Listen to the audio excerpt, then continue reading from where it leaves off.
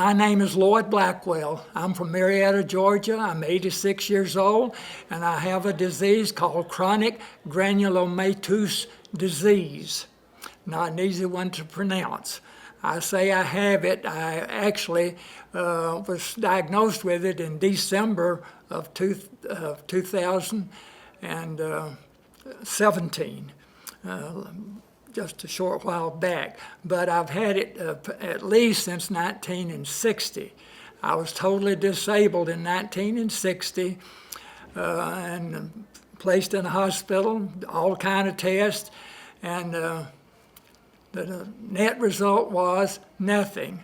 They did not know what the disease was. They knew I had a disease. They went down into my lungs, and they found that both lungs were like a piece of raw hamburger meat, and they gave me a bronchoscopy, and from that they took a sample out and they tested it, and a few days later they noted to me that they had bad news. They had no idea what was causing my problem.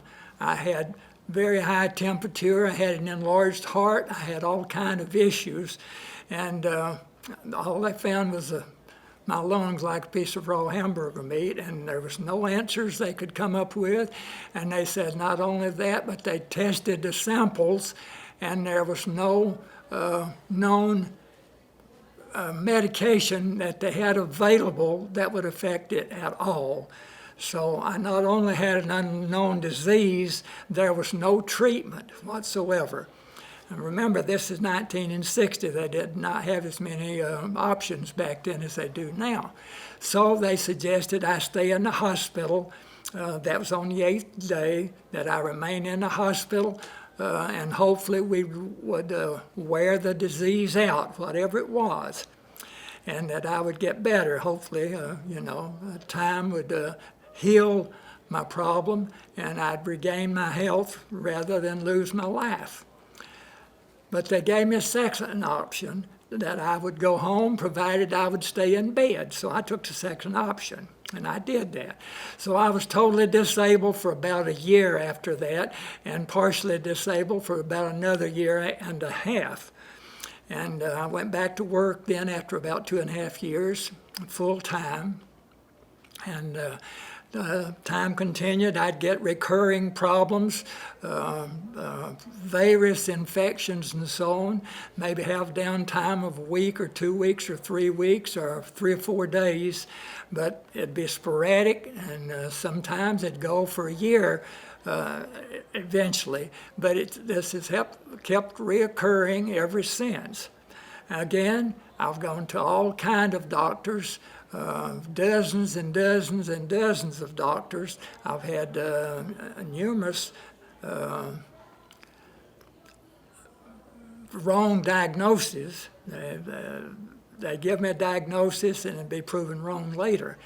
But it's only, like I said earlier, until December of last year that I finally got a diagnosis of the disease. Now I have to learn to live with it and learn the options that I have to go through for treatment and so on. One thing I want to mention is what happened last year. And on February 7th last year, 2017, I ate some yogurt, which I did every morning for breakfast. I ate healthy, I ate cereal and yogurt for breakfast. I ate the yogurt first. I had Dannon strawberry yogurt, fresh. It had just been bought within the last 3 or 4 days, so it was fresh. So I took the first bite on this particular morning on the 7th of February, and the yogurt was okay. I took the second bite, and I noticed something was very strange. I took a third bite, and it was awful. It turned me every way but loose. But my point is this.